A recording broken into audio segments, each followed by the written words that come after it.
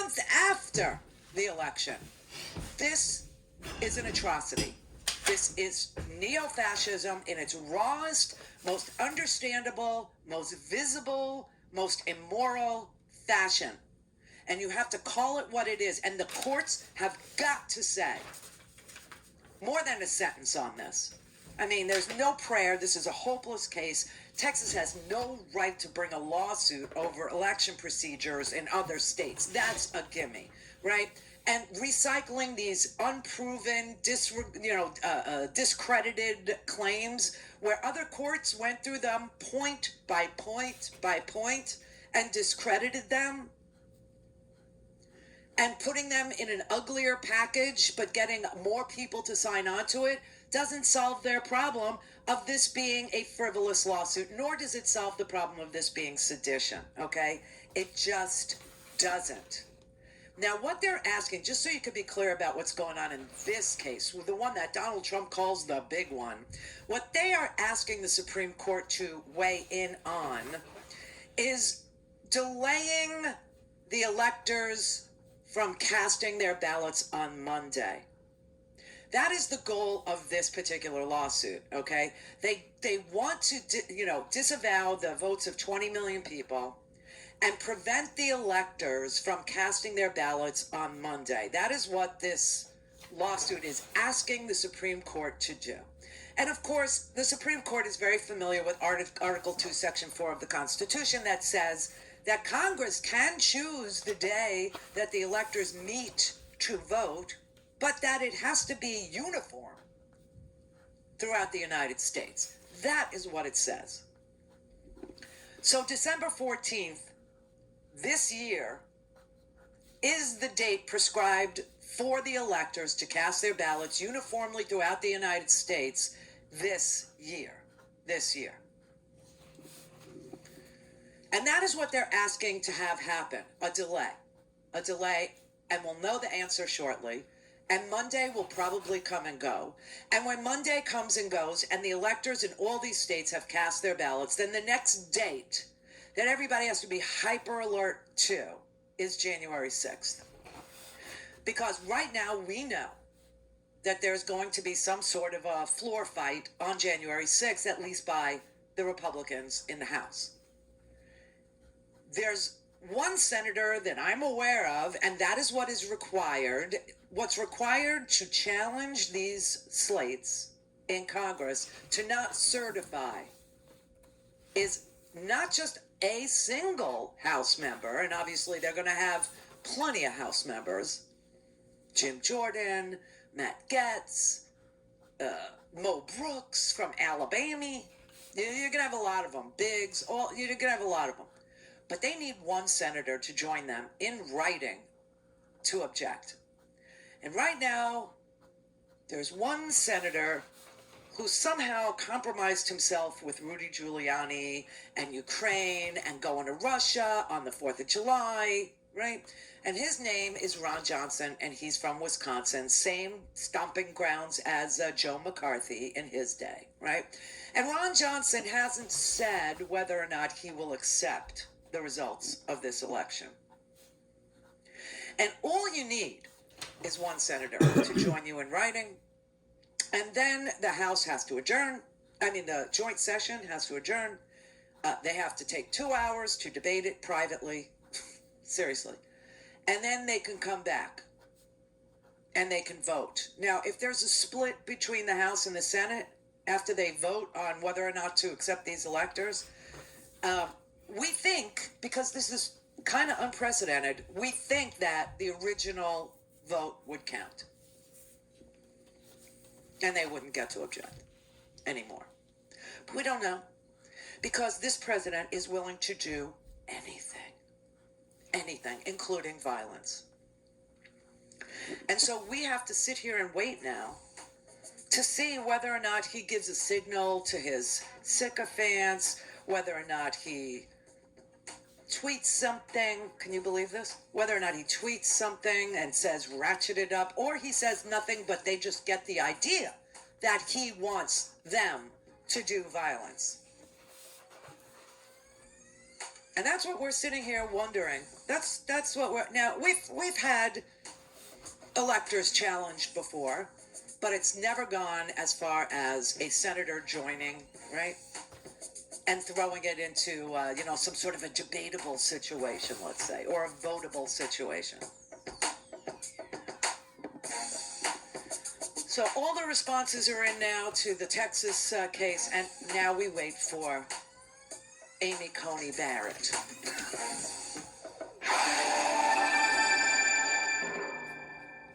Clear for takeoff. Randy Rhodes Air Force. Air Force. Randy Rhodes. Each Thursday. And connect. To speak to Randy, call 561-270-3844. 561-270-3844. As the coronavirus continues to devastate this country, I am just finding it hard to hold my rage and my anguish together. We are watching a lack of action by the federal leadership of this country that feels almost criminal. It is criminal. It is depraved indifference at a level I cannot quite articulate. Depraved heart murder. Do you remember where you were on 9/11? I do. I think we all do. Well, I would say take a moment now to commit to memory where you are at this moment. We lost more Americans today than we lost in 9/11, an event that transformed our country and our government and the world. Today was just a Wednesday. We are now at a point where the nation's COVID response has descended into chaos.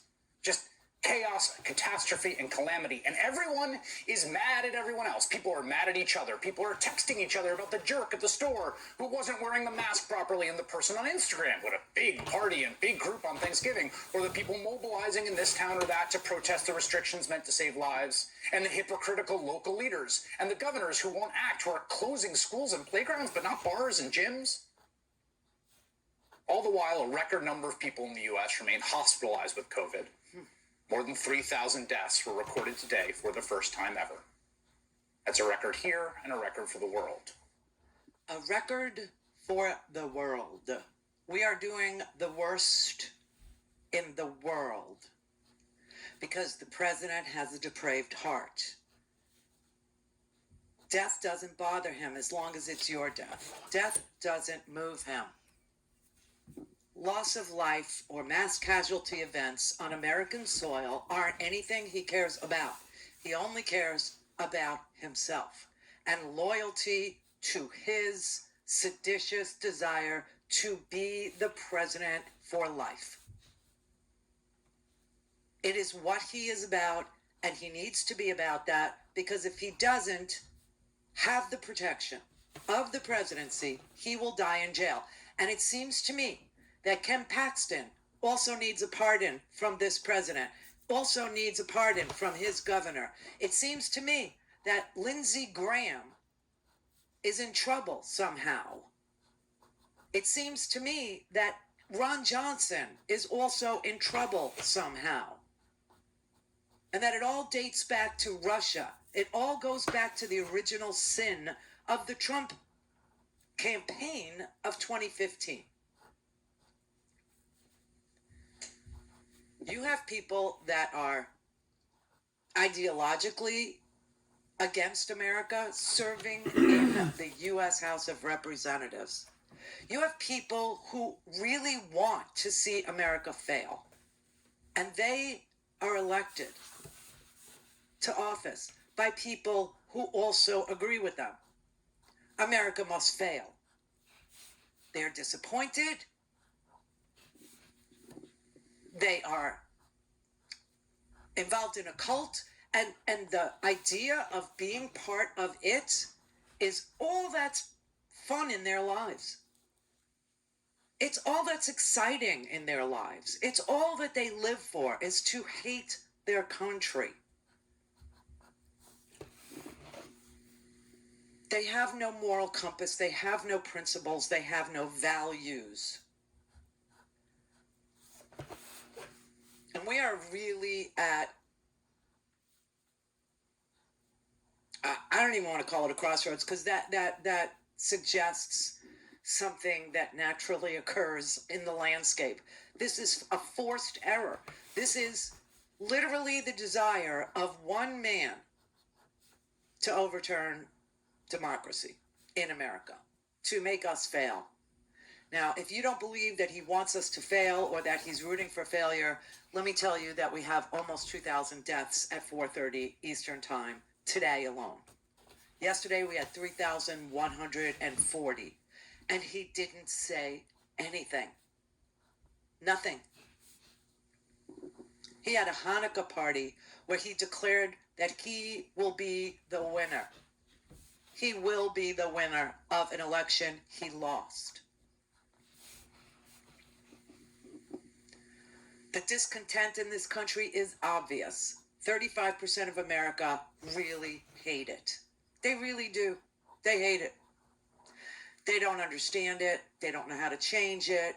They're against change. It's really interesting. I mean, the things that would save them right now, stimulus checks, enhanced unemployment benefits, getting paid to stay home like other Western democracies do. I mean, all these countries that are beating back COVID, they do it by paying people to stay home. But you got people in this country that, while that would help them, you have a autocrat telling them, not for you. It's not for you. That's socialism. That's socialism. But redistributing the wealth from them to the rich isn't socialism, but it is. It's reverse socialism. It's taking from the middle class and giving to the wealthy. It's picking winners and losers. He does this with COVID too. Okay? When Rudy Giuliani gets sick, when Ben Carson, remember Ben Carson? He was so sick, he was almost dead. And he called Donald Trump and asked him, could you get me the monoclonal, antibody treatment? And Donald Trump signed off on Ben Carson getting it, and it turned his whole prognosis around. Same thing with Chris Christie. Chris Christie is obviously morbidly obese, and he has asthma. And he got COVID, but he also got the monoclonal antibodies. Picking winners and losers. It's what Donald Trump likes to do. It's where he believes he's the most powerful. And it's really twisted. So if you think he cares about you, yesterday we had an additional 200,000 new cases. Hospitals are overwhelmed in most of this country. And who are the winners of the pandemic? Big box stores. Big box stores. And have their employees benefited as the big box stores have quadrupled their profits in the middle of the pandemic? No. They don't even want to give hazard pay to their employees. It's all elite treatment. Elite treatment for COVID, elite treatment for big business, elite treatment for Donald Trump. He doesn't like the result of the election. Let the elite on the Supreme Court that he put there show their loyalty now. Be loyal to Donald Trump over democracy itself.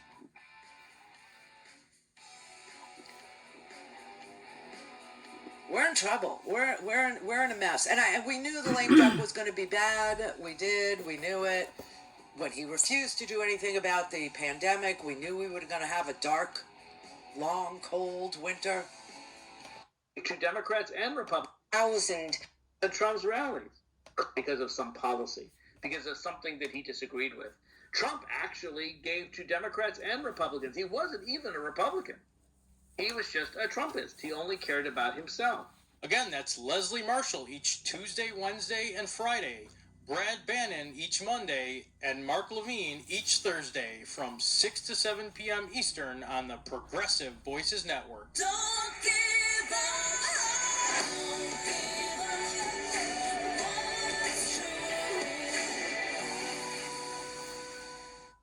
This is the Randy Rhoads Show. To speak with Randy, dial 561-270-3844. That's 561-270-3844. Distressing numbers. I think that's the key takeaway. A further 853,000 workers filing for first-time benefits in the past week alone. That's a 137,000 jump from the week before that perhaps was flattered by the Thanksgiving week. We've also got a jump in the number of people continuing to collect benefits here too. If I look at the states for the latest data that we have that are seeing the biggest rises, Illinois, Oregon, Colorado, Indiana, and they're talking about the hospitality sector being hit, the services sector being hit.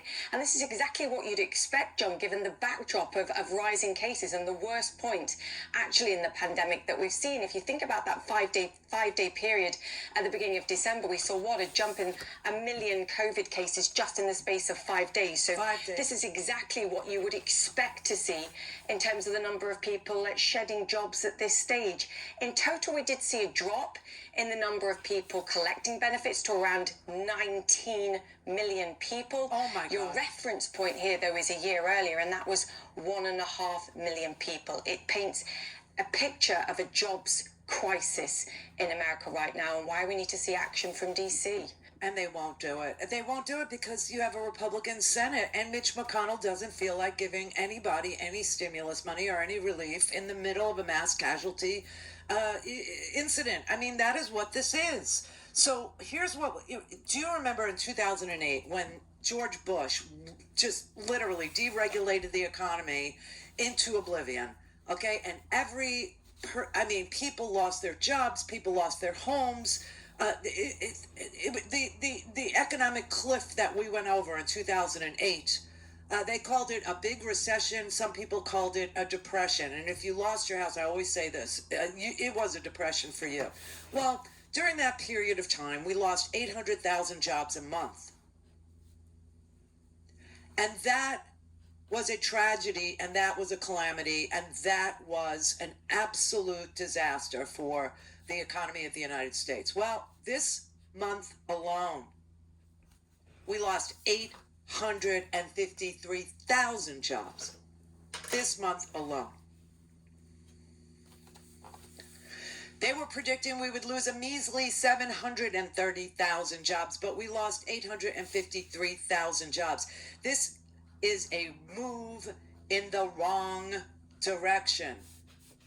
Millions of people will lose their benefits. I mean, we have almost 20 million people, you heard, 19 million people collecting some form of unemployment. Last year, 1.5, 19 million, and you have 12 million the day after Christmas who will be cut off completely. Cut off completely. And when you do that, the people who fuel the economy, us, who buy things, become unable. So millions losing benefits. In the middle of a mass casualty event, in the middle of a virus, in the middle of a surge of a virus, kills consumer spending, which is what drives our GDP, which is the value of our economy, gross domestic product. 70% of GDP is us buying things. When you see 12 million people thrown off of any economic lifeline, people stop spending. That kicks off a cycle of less revenue for business and slow hiring overall. He is literally burning us down to the ground.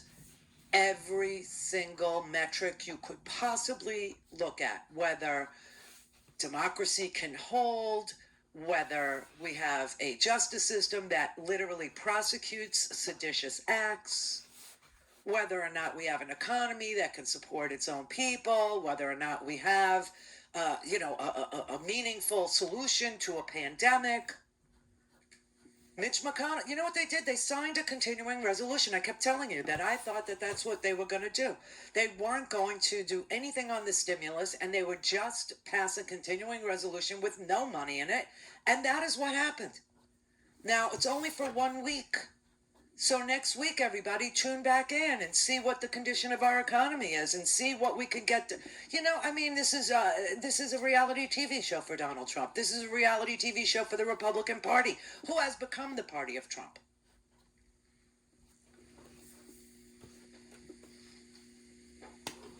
13 million Americans will lose their job benefits the day after Christmas. We have 10 million fewer jobs this year than we did last year. 19 million people are collecting unemployment. And this month alone, we lost 853,000 jobs. Some people died, right? 3,140 died yesterday. And today we'll see something along those lines too, because we're right at around 2,000 and it's only not even 5 o'clock and the day is not over. And all this man cares about is nullification of 20 million ballots. I mean, just comprehend that. Casey in Florida. Hey, how you doing? Long time. Hi. Good. Happy holidays to you and the mister. Thank you. I know Hunter Biden has been cleared, or what do you call it? He's been investigated. I know Biden has been investigated for whether it's Ukraine or whatever this conservative jello that the MAGAs want to throw up against the wall. They're desperate, and that's what they're clinging on to. But is there any remotely little legs at all in this case? Because if there is, this is really bad on the Democrats' part for running Biden. If they knew that Hunter had any sort of questionable, going forward. Why? Why would it be bad? I mean, if Hunter Biden didn't pay his taxes, then he obviously will face the bar of justice. And that's what this is about. This is about taxes. So I understand that, but the American people are tired of court dates. They're tired of impeachments. The American people, both sides, are tired. Well, you of better both get parties untired. You better get untired because the Trump, organization is going to be tried for tax evasion, insurance fraud, for paying off mistresses, laundering money through law firms. I hope so. Okay, I hope so. So, and if Hunter Biden did something illegal with regard to his taxes, then you need to hope that the courts actually are equal in their punishment. Now, but we had 20 one of the things that could be going on is that the FBI is investigating Hunter Biden in order to clear him once and for all, so that when they do bring charges against Donald Trump for his tax evasion and for his tax fraud and for his insurance fraud and for, all the stuff he did, that everybody will understand that Hunter Biden got a complete and thorough look-see and that the system was fair. But if he broke the law, he broke the law. But I understand that. But the thing is, though, is that the American people grow tired of both parties trying to crucify. Listen, I'm a proud independent that's always voted for the Democrats. You know who I am. But the problem is, though, is that the Democratic Party still needs to clean up their problems, too. That's the thing. This should have been a landslide victory against Trump, against the impeached president. It was too. It was a landslide victory in the Electoral College and in the popular vote. What more could you ask for? Listen, Randy, it should have been a complete blowout. It was a complete blowout. It was absolutely. Listen, they're challenging a state where Joe Biden won by 855,000 votes. Really? And they got you believing that this was close somehow? It was not close. It was a blowout. Now, if Hunter... It was razor thin. It was not razor thin. This is exactly the same margin in Michigan and Wisconsin that Donald Trump won by. And he said it was a landslide. It was a blowout when he won by the same exact margins in those two states. So what is this view of Democrats that, Democrats are, I don't know. We when we get a blowout, it isn't a blowout. I don't understand it. I don't understand it, but I will say people are just so disappointed right now. And you should be disappointed right now, but in the Republican Party. Because there is no Republican Party. They have vanished. They don't exist. They have no principles. They have no values. They have nothing. What are they for? Healthcare? Where's that? Infrastructure? What happened to that? Military money? He literally stole from the military budget to build his stupid wall. stole from the military. I mean, really, what do they stand for? What do they have? Are they honest? Are they more honest? Are they more dedicated to life? Don't you? Okay, we just passed 2,000 deaths. Had every right to rely on their legislatures, and the legislature's choice in law that they passed and that a governor signed, setting in law the manner in which, for no good reason, Scare warrior, Senator Joseph McCarthy. Well, I run down most hurriedly and joined the John Birch Society. Got me a secret membership card, started walking off down the road. Oh boy, I'm a real John Bircher now. Look out, you Labor History at 2 brought to you by the Illinois Labor History Society and The Rick Smith Show. All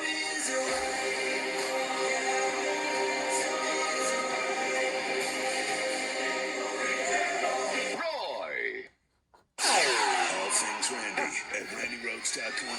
Go for launch. Speaking truth to power, the Randy Rhodes Show. there's a civil war brewing in Georgia for no good reason. It's not unreasonable to ask the legislature to come back in and order an audit of the signatures in the presidential race to see if the system worked. What is unreasonable is to sit on your ass and do nothing when you got a chance to save the country. The country doesn't need saving from the likes of a parasite like Lindsey Graham, okay? You remember before the election, I was getting some questions from people about voting, and the answer was, from me to them, you're going to have to check with your state because there are 50 elections in this country. There is no federal election. Each state has a legislature, and each state makes the laws about voting in their respective state. Well, that has not changed. It is still the same. And what's going on here is that a bunch of frivolous lawsuits aimed at disenfranchising 20 million voters, large swaths of voters, undermining the legitimacy of this election, by the state of Texas, because they are crackers. That's what they are, freedom crackers. They are, they call themselves a lot of different things, but they are violent, and they're scared of the violence that they have incited, and they don't want it at their doorstep, and so they are joining in with this frivolous crap that has now been judged by state courts, state Supreme Courts, the Supreme Court, etc. And all of these claims lack proof, lack evidence, lack any credibility or any ability to succeed. And that's what makes a lawsuit frivolous. And all of these attorney generals that signed on to this ridiculous thing that Texas is doing should all be charged with sedition. Each and every one of them for aiding and abetting, if not actually participating in seditious acts aimed at the overthrowing of our democracy in the several states. I mean, this is just ridiculous. What Texas is doing is to ask the Supreme Court to reconsider a mass of baseless claims about problems with elections that have already been considered and rejected, not only by the Supreme Court, but other courts. It is exploiting the anger in this country and exploiting the courts. This is dangerous. The Washington Post editorial board wrote an op-ed today. The danger is growing that Trump's lies about the election will lead to violence. And everybody knows it. I actually think, and I've referenced this, I've alluded to this a couple of times, because I've seen others allude to this. I actually think that we're trending toward secession. I see more and more people asking, what in the world do we have in common with the people who live in, say, New York? What is there that makes us believe that there is enough of us there to even have a chance at winning New York, especially if you're talking about votes? I see a lot of bloggers, I can't think of names right now, a lot of bloggers have written extensively about how distant and separated and how much more separated our culture is becoming politically. And that it can't go on this way. There cannot be a peaceful coexistence of two completely different theories of life, theories of government, theories of how we manage our affairs. We can't be in this dire a conflict without something giving somewhere along the way. And so I know that there is a sizable and growing sentiment for people who believe that that is where we're headed, whether we want to or not. He is dangling violence and secession by force, is what he's dangling. And some people aren't being that careful about it, like Charlie Kirk and his counterpart on these particular weirdo shows. You firmly believe, and I believe, that Trump actually won and that there's been massive fraud. Like, you believe that, right? Mm-hmm. Okay, 100%. so but that's the but okay. So let's just stop. But I'm saying, but let's just stop. So you believe that. So my attitude is like, so who cares what I can prove in the courts? What? This is right. This happened, and I'm just going to do anything I can to uncover this horror, this evil. The idea that somebody would, I mean, let's think, what could be the level of arrogance, brazenness, evil to steal? It's not stealing an election. It's like stealing the heart and soul of America. It's like holding a rusty knife to the throat of Lady Liberty. Like, that's what it is. It's but you not can't some, prove that's what chicanery that happened. You can't prove and chicanery. They got away with it. This is evil, and you need to frame it that way. You need to say, ladies and gentlemen, it's like somebody is being raped or murdered, and you say, nah, that's, that just happens. And you're like, that just happens? What's wrong with you? Are you dead? You have no soul? You don't care about that? You don't feel justice must be done? This is that. How do you do justice outside of court? This country has blessed unfathomable millions around the world in every kind of way, has spread liberty across the globe, around the globe. And I believe it's God's will that we would continue to do that at an increased level for a long time. So the idea that somebody would come in and do something like this, my attitude is just like, I don't care what we need to do. That is so unacceptable.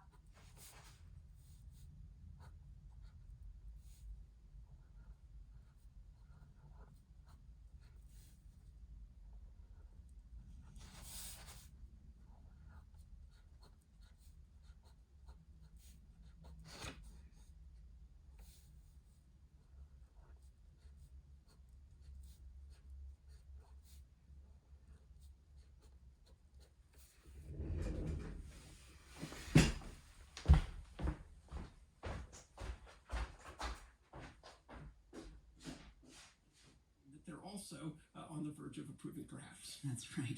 That is NPR's Richard Harris. Thank you, Richard. Anytime. If Thanksgiving taught us anything, it's that many Americans will ignore the warnings not to travel for the holidays during this pandemic. Now, with Christmas coming up, the coronavirus numbers are even worse, and millions of Americans are still likely to travel, even as health experts tell us not to. So let's try thinking about this a different way. If people are going to visit family and friends despite the warnings, how can they reduce the risk that they will help spread this disease?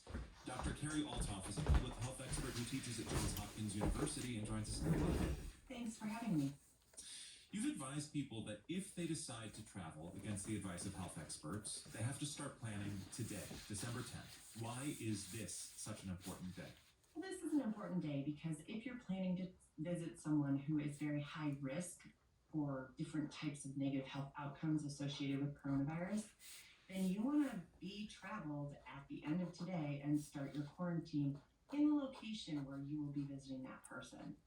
But if you're going to go visit someone else who may not be at high risk for complications related to coronavirus, then you could go with 10 days to spare. So again, you would travel and get there and quarantine for 10 days.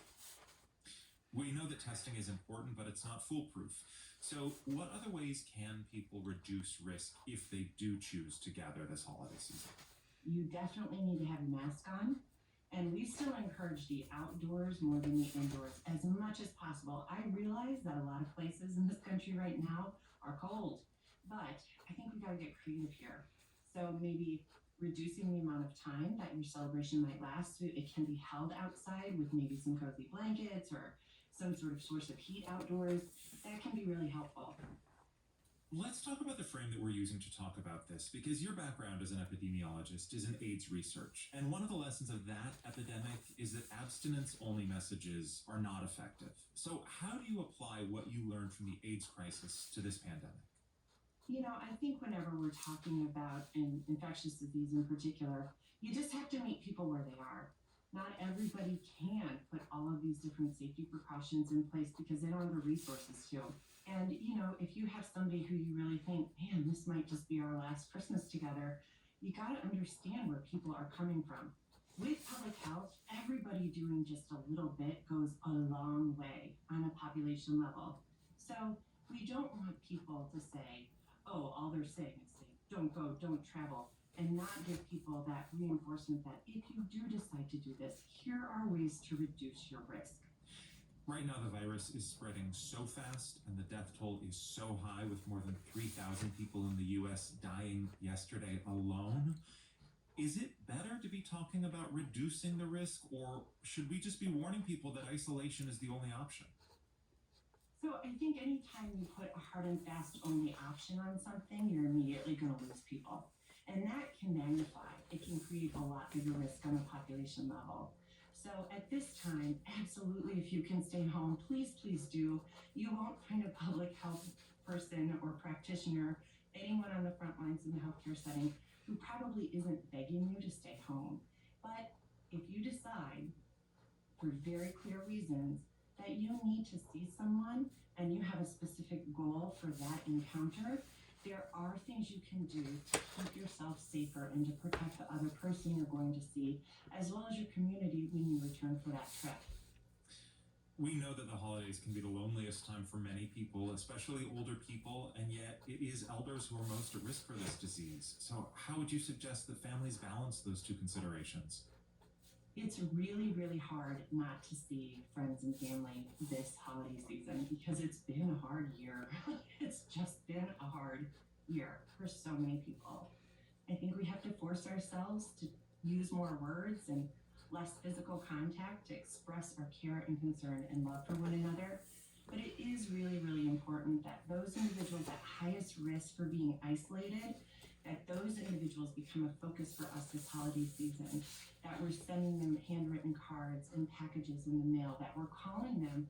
So it's making the time for that connection because we can't necessarily do it in person. Professor Carrie Althoff of Johns Hopkins University, thank you for talking with us. Thank you for having me. Happy holidays. Another Arab country has decided to join the Trump administration's Abraham Accords. Under the deal, Morocco will normalize ties with Israel. In return, the U.S. is backing Morocco's bid for sovereignty over a disputed territory. NPR's Michelle Kellerman reports. Israel and Morocco have already had informal ties for years, but now, in a tweet, President Trump says they've agreed to full diplomatic relations. His son-in-law and advisor, Jared Kushner, expects things to move quickly. They will grant overflights and direct flights to and from Israel for all Israelis. They'll reopen the liaison offices in Rabat and Tel Aviv immediately, with the intention to open the embassies, in the near future. For its part, the U.S. is changing its policy toward Western Sahara, a former Spanish colony. In the past, the U.S. has worked with the United Nations to promote talks between Morocco and the Polisario Front, which seeks independence for Western Sahara. Kushner says the U.S. now recognizes Morocco's sovereignty over the disputed region. This is something that's been talked about for a long time, but something that seemed inevitable at this point. A statement from the Polisario Front questioned whether the move by the U.S. violates international law and said Morocco is, quote, selling its soul to maintain its illegal occupation. Trump's move also took the UN by surprise. We've just learned of this through a Twitter post. UN spokesman Stefan Dujarric says the Secretary General is still convinced that it's possible to reach a negotiated solution based on UN resolutions. One former UN and U.S. diplomat, Jeffrey Feltman, says the U.S. was already moving toward Morocco's plan to offer some autonomy but not independence for the people of Western Sahara. Well, previous administrations have never come out fully in support of Morocco. There's been kind of a wink-wink, nudge-nudge. The Moroccan autonomy plan looks pretty good as a basis for how you would negotiate a permanent settlement. But he fears that President Trump's move will short-circuit diplomacy, leaving the Sahrawi people weaker, as he's done with others. He hasn't shown much empathy for weaker parties, whether we're talking about the Kurds in Syria or the Palestinians in the West Bank and Gaza, or now the Sahrawis. Palestinians are sounding frustrated too, as more Arab countries agree to normalize ties with Israel before Palestinians get statehood. Michelle Kellerman, NPR News, Washington.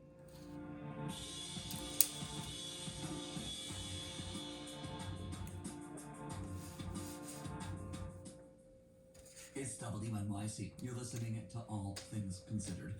Just ahead after the break, critics say that the NCAA's academic standards and penalties for not meeting them discriminate against black athletes and historically black colleges and universities. They're being held to the same benchmarks as predominantly white institutions who don't have the mission that they do. What a new class action civil rights lawsuit is demanding. We'll have that story and more right after the break on All Things Considered. WNYC supporters include St. Francis Heart Center. Their approach to heart and healthcare is rooted in high science, and their culture is built upon human understanding. More at chscardiology.org. Leadership support for WNYC comes from the Jerome L. Green Foundation, a proud supporter of New York City's major cultural institutions, providing scholarships in the arts, education, and medicine.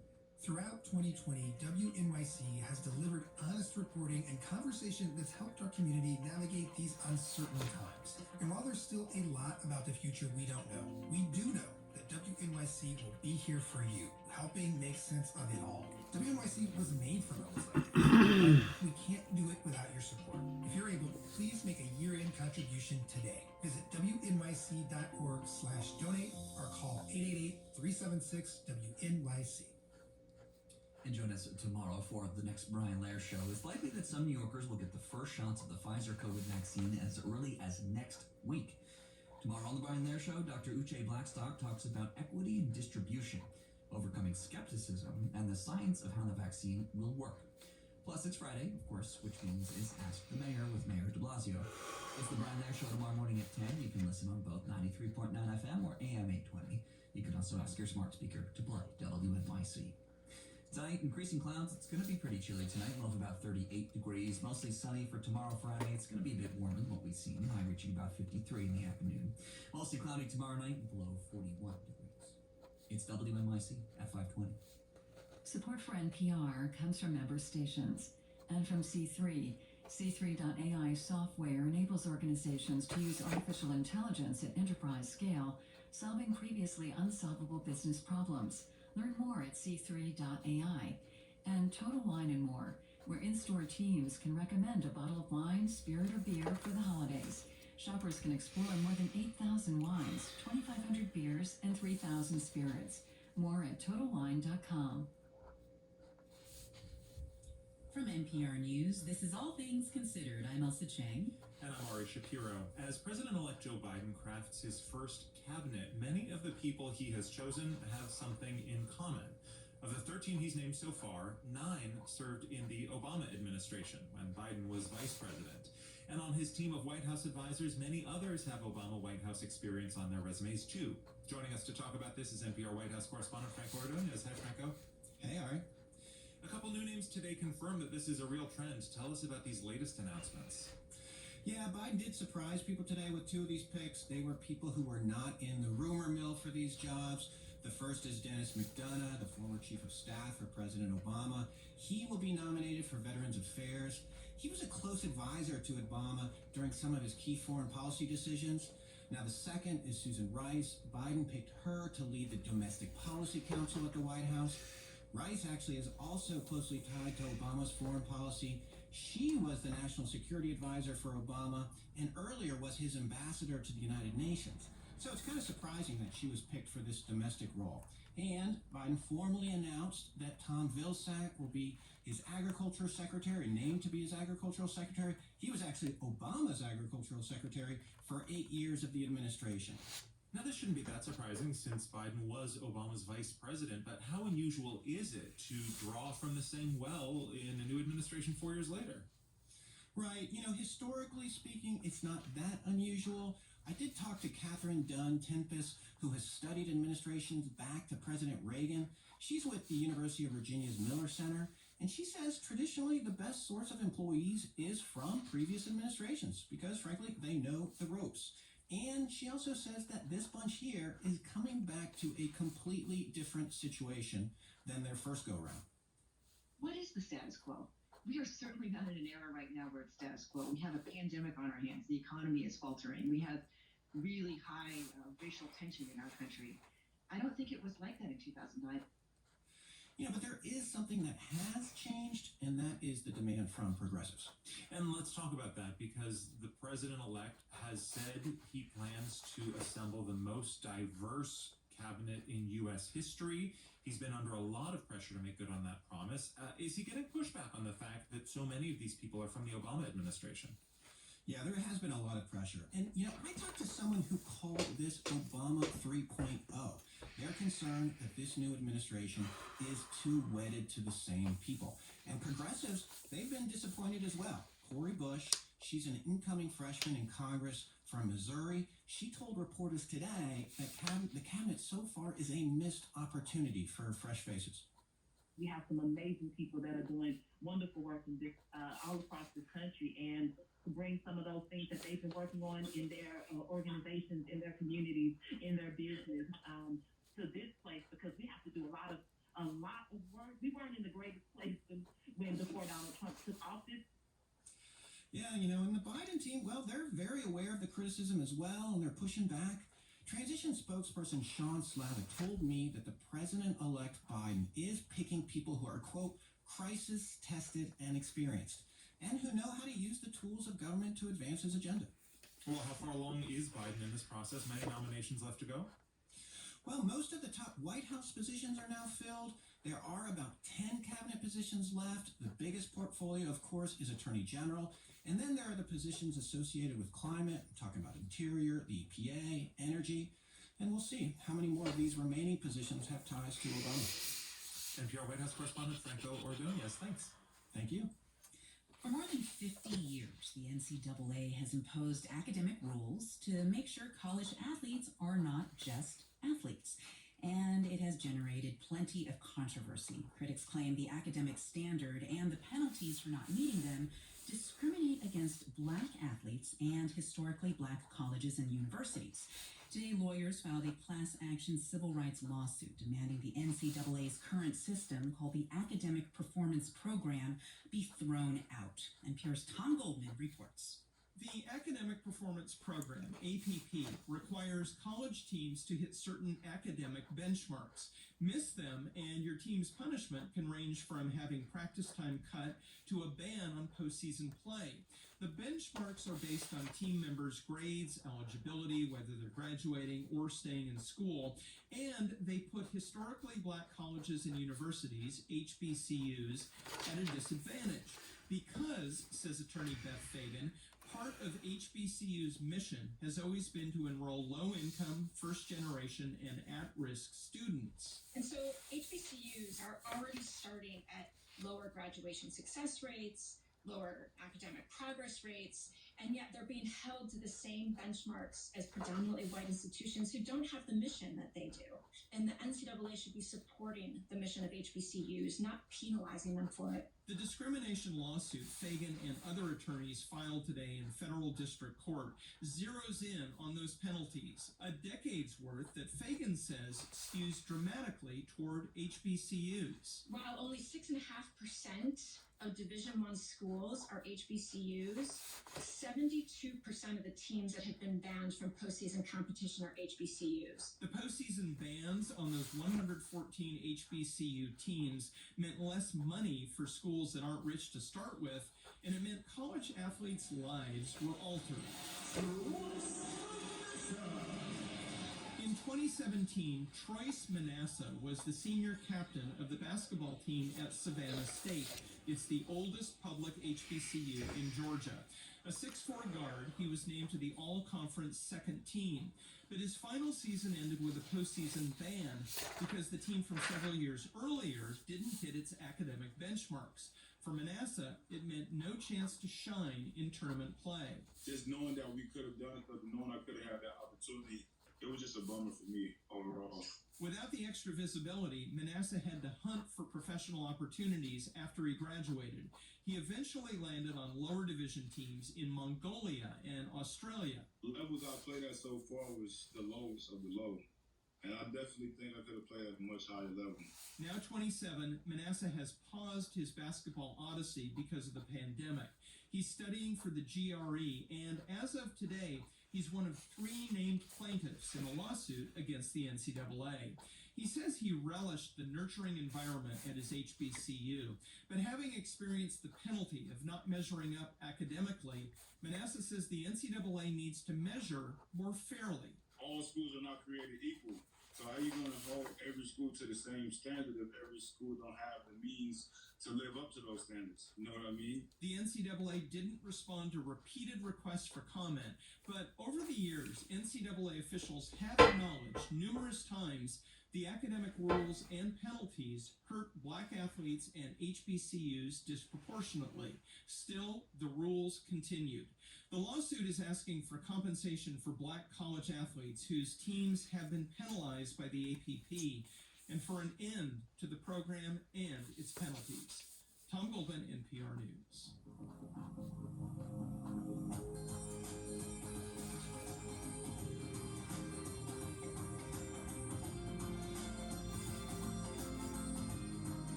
It's WNYC. You're listening to All Things Considered.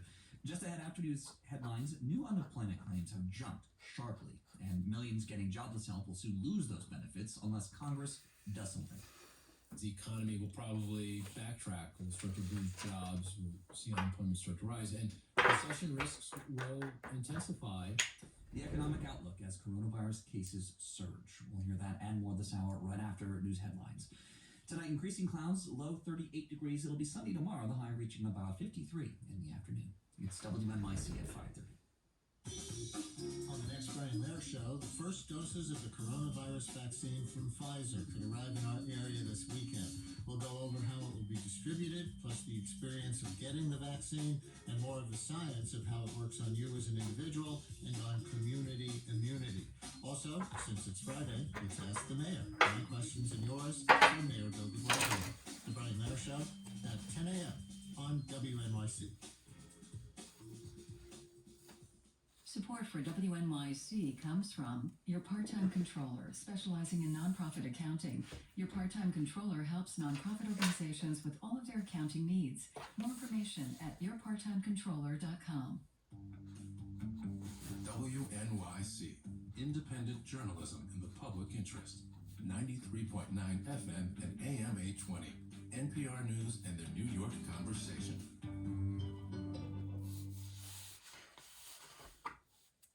Live from NPR News, I'm Dwayne Brown. The number of deaths from COVID-19 have now topped 3,100 a day in the U.S. for the first time ever, and the worst is likely yet to come. Blake Farmer of member station WPLN reports from Tennessee, a state where COVID deaths set a new record high. Tennessee this week reported 100 deaths from COVID-19 on a single day. But many of these are deaths from 2 weeks ago or more, since there's a built-in lag to link up death certificates with positive coronavirus test results. And epidemiologist Melissa McPheeters of Vanderbilt University says worse numbers are coming since deaths follow hospitalizations, which are still surging to new highs. The thing to remember is that we've already set the trajectory for the next few weeks. And so as those hospitalizations are going up, those deaths that follow are already set. McPheeters says these sobering statistics should inspire people to be more vigilant over the next few months. Otherwise, January and February could dwarf the deaths being disclosed this week. For NPR News, I'm Blake Farmer in Nashville. President-elect Joe Biden continues to fill out his incoming team with former White House officials from the Obama administration. As NPR's Windsor Johnston tells us, Biden has tapped foreign policy veteran Susan Rice to lead his domestic policy council. Rice served in the Obama administration as the ambassador to the United Nations and later as national security advisor. She's expected to play a critical role in advancing the incoming administration's Build Back Better agenda, which includes proposals to invest trillions of dollars in American infrastructure and manufacturing. At one point, Susan Rice was on Biden's short list for vice president before he selected Senator Kamala Harris. NPR's Windsor Johnston. Biden also plans to name Dennis McDonough as his pick to run the Department of Veterans Affairs. McDonough is not himself a veteran. He served as chief of staff in the Obama White House. This is NPR. And this is WNYC in New York. I'm Sean Carlson. Investigators say the New York City Housing Authority violated federal lead abatement regulations for at least 5 years. None of the authority's lead abatement jobs were ever supervised by a certified lead supervisor between 2013 and 2018. That's according to the City Department of Investigation. The probe began after a whistleblower employed by the authority said he was pressured to falsely sign paperwork for work he did not oversee. A spokeswoman for the public housing system says they've cooperated with the investigation and made, quote, significant systemic changes to its lead abatement program. Mayor de Blasio is outlining broad goals for addressing learning loss among public school students as the schools continue to face their largest ever disruption. WNYC's Jessica Gould reports. De Blasio says the education department is crafting a plan to help students catch up. He says that will include low-stakes baseline assessments, an online curriculum to supplement regular school, professional development for teachers, and support for traumatized students. A recent report from the consulting firm McKinsey & Company found white students had fallen an average of 3 months behind in math, while students of color lagged between 3 to 5 months. Educators say they're glad the city is looking at how to address learning loss, but they'd like to see officials move quickly to provide details and implement a strong plan. Staten Island has the highest COVID test positivity and hospitalization rates in the 5 boroughs. And while just 5% of New York City's population lives on Staten Island, about a quarter of the city's COVID deaths are occurring there. Staten Island University Hospital has the highest percentage of beds occupied by COVID patients in the city. That's according to data released this week. Dr. Brahim Ardalek is the executive director there. He says the hospital is using a combination of new treatments that is helping to save more people. It was almost a little bit in the spring of a little bit of hope, where now it still feels bad, but it's not that same killer that we thought we were dealing with in the spring. The hospital is currently treating about 180 COVID patients. Tonight, increasing clouds, lows in the high 30s. Tomorrow, it'll be mostly sunny in the daytime, high near 53 degrees. It'll be mostly cloudy tomorrow night with a low of about 41.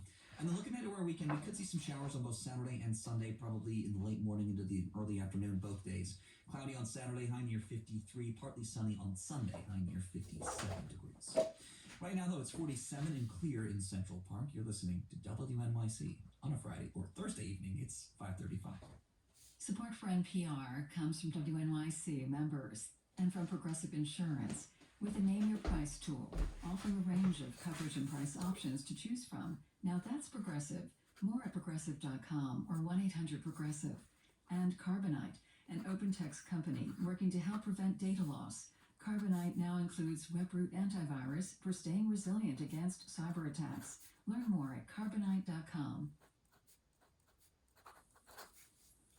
It's All Things Considered from NPR News. I'm Ari Shapiro in Washington. And I'm Elsa Chang in Los Angeles. A COVID-19 vaccine may soon roll out to millions of Americans.